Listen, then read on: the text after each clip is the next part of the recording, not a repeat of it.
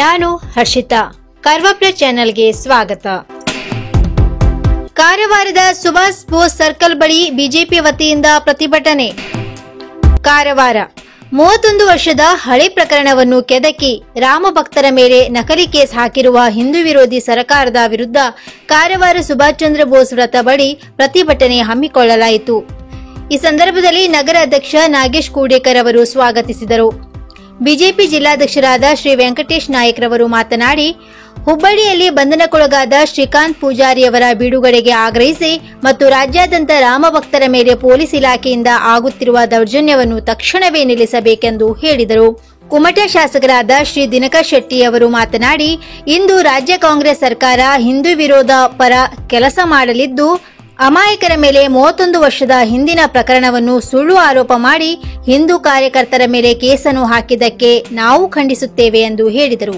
ಹರಿಯಾಣ ಮಾಜಿ ಶಾಸಕರಾದ ಶ್ರೀ ಸುನಿಲ್ ಹೆಗಡೆ ಅವರು ಮಾತನಾಡಿ, ಇಂದು ಕಾಂಗ್ರೆಸ್ ಆಡಳಿತದ ಅವಧಿಯಲ್ಲಿ ಸಾಧು ಸಂತರು ಹಿಂದೂ ಕಾರ್ಯಕರ್ತರ ಹತ್ಯೆ ನಡೆಯುತ್ತಿದ್ದು, ರಾಮ ಮಂದಿರಕ್ಕೆ ಹೋರಾಟ ನಡೆಸಿದರ ಮೇಲೆ ಸುಳ್ಳು ಪ್ರಕರಣ ದಾಖಲಿಸಿದ್ದು, ಇದನ್ನು ಹಿಂದೆ ಪ್ರಕರಣವನ್ನು ಪಡೆಯದಿದ್ದರೆ ಬೃಹತ್ ಪ್ರತಿಭಟನೆಯನ್ನು ಮುಂದಿನ ದಿನಗಳಲ್ಲಿ ಮಾಡಲಾಗುವುದೆಂದು ಹೇಳಿದರು.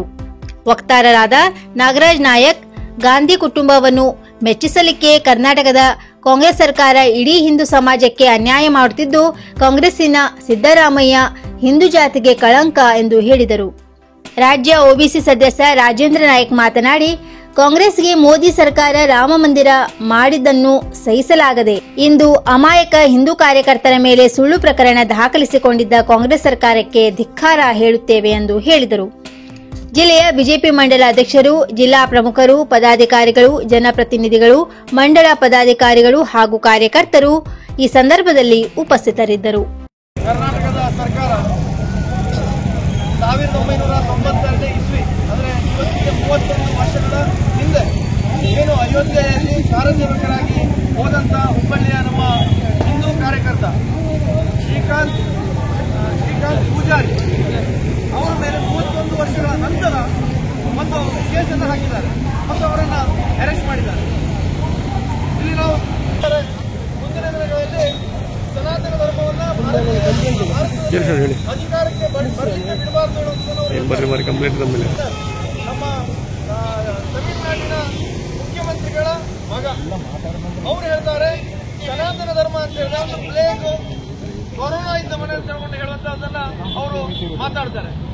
ಮತ್ತೊಂದು ಕಡೆ ಈ ದೇಶದ ಒಂದು ಅಖಂಡತೆಗೆ ನಮ್ಮ ಅಯೋಧ್ಯೆಯ ಬಗ್ಗೆ ನಮ್ಮ ಭಾರತೀಯ ಜನತಾ ಪಾರ್ಟಿ ಅಥವಾ ಹೋರಾಟದ ಮನೆ ಹಂತದಲ್ಲಿ ಇವತ್ತು ಏನೋ ಯಶಸ್ಸು ಸಿಕ್ಕಿದೆ.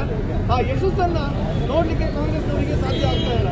ಹಾಗಾಗಿ ಇವತ್ತಿನ ದಿನ ಅವರು ಮತ್ತೊಮ್ಮೆ ಅಲ್ಪಸಂಖ್ಯಾತರ ಓಲೈಕೆಯ ಭಾಗವಾಗಿ ನಮ್ಮ ಹಿಂದೂ ಪರ ನಮ್ಮ ಕಾರ್ಯಕರ್ತ ಶ್ರೀಕಾಂತ್ ಪೂಜಾರಿಯವರನ್ನ ಬಂಧನ ಮಾಡಿದ್ದಾರೆ. ನಾವು ಭಾರತೀಯ ಜನತಾ ಪಾರ್ಟಿ ಕರ್ನಾಟಕ ಇರ್ಬೋದು ಅಥವಾ ವಿಶೇಷವಾಗಿ ಉತ್ತರ ಕನ್ನಡ ಜಿಲ್ಲೆಯಲ್ಲಿ ತಮ್ಮ ಸರ್ಕಾರಕ್ಕೆ ಒಂದು ಚೇತಾವಣೆ ಅಥವಾ ಒಂದು ಎಚ್ಚರಿಕೆಯನ್ನು ನೀಡ್ತೇವೆ. ತಕ್ಷಣದಲ್ಲಿ ಯಾರ್ಯಾರು ಕರಸೇವೆಯಲ್ಲಿ ತೊಡಗಿಸಿಕೊಂಡು ಅವರ ಮೇಲೆ ಕೇಸ್ ಇದೆ ಅದೆಲ್ಲವನ್ನ ಹಿಂಪಡೆಯಬೇಕು. ಆ ಮೂಲಕ ನಮ್ಮ ಅಯೋಧ್ಯೆಯ ಹೋರಾಟಕ್ಕೆ ಏನು ಜನ ಬೆಂಬಲ ಇದೆ ಅಥವಾ ಹಿಂದೂಗಳ ಬೆಂಬಲ ಇದೆ ಅದಕ್ಕೆ ಪೂರಕವಾಗಿ ವರ್ತಿಸಬೇಕು ಹೇಳುವಂತ ಒಂದು ವಿನಂತಿಯನ್ನು ಮಾಡ್ತಾ, ಇಲ್ಲ ಆದ ಪಕ್ಷದಲ್ಲಿ ಮುಂದಿನ ದಿನಗಳಲ್ಲಿ ಈಗಾಗಲೇ ಸುನೀಲ್ ಹೆಗಡೆ ಹೇಳಿದ್ರು, ಇನ್ನೂ ಹೆಚ್ಚಿನ ಪ್ರಮಾಣದಲ್ಲಿ ಕರಸೇವೆಯ ಪ್ರಮಾಣದ ಒಂದು ಹೋರಾಟ ಜಿಲ್ಲೆ ಅಥವಾ ಈ ದೇಶದಲ್ಲಿ ಕಾಣಬೇಕಾಗುವುದು ಹೇಳುವಂಥದ್ದನ್ನ ಹೇಳ್ತಾ, ಮತ್ತೊಮ್ಮೆ ನಾವೆಲ್ಲರೂ ನಮ್ಮ ಶ್ರೀಕಾಂತ್ ಪೂಜಾರಿಯವರ ಪರವಾಗಿದ್ದೇವೆ ಮತ್ತು ಅವರ ಬಿಡುಗಡೆ ಅಥವಾ ಅವರ ವಿರುದ್ಧ ಇರುವಂತಹ ಕೇಸನ್ನ ವಿಡ್ರಾ ಮಾಡುವ ತನಕ ನಮ್ಮ ಹೋರಾಟ ನಡೀತದೆ ಹೇಳುವಂಥದ್ದನ್ನ ಈ ಸಂದರ್ಭದಲ್ಲಿ ನಾನು ಹೇಳಲಿಕ್ಕೆ ಇಚ್ಛೆಪಡ್ತೇನೆ. ನಮಸ್ಕಾರ. ಕಾರ್ಯಕ್ರಮದಲ್ಲಿ ಭಾಗವಹಿಸಿದಂಥ ಭಾರತೀಯ ಜನತಾ ಪಾರ್ಟಿ ನಾಗರಾಜ್ ನಾಯಕರವರೇ ಮತ್ತು ಮಾಜಿ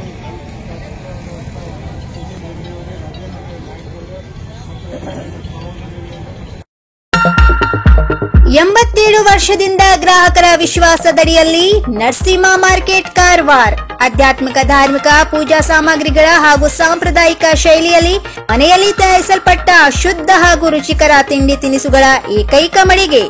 ಪೂಜಾ ಹೋಮ ಹವನ, ಮದುವೆ, ಮುಂಜಿ, ಗೃಹ ಪ್ರವೇಶ ಎಲ್ಲ ಕಾರ್ಯಕ್ಕೆ ಬೇಕಾಗುವ ಪೂಜಾ ಸಾಮಗ್ರಿಗಳು: ಬಾಳೆ ಎಲೆ, ಬಾಳೆಗಿಡ, ಬಾಳೆಗೊನೆ, ಮಾವಿನ ತೋರಣ, 5 ಜಾತಿಯ ಜೋಡು ಹಣ್ಣುಗಳು, ಬೇಲಪತ್ರೆ, ತುಳಸಿ, ಹರಿಯಾಳ, ಶಂಖ, ರುದ್ರಾಕ್ಷ, ಕಡಧಾನ್ಯ, ಬಾಸಿಂಗ, ಮದುವೆ ಡಿಸೈನ್ ಕಾಯಿ, ಹೂವಿನ ಹಾರ, ಆಕಳ ಶುದ್ಧ ಹಾಲು, ಶುದ್ಧ ಗೋಮೂತ್ರ, ತುಪ್ಪ ಸಿಗುತ್ತದೆ.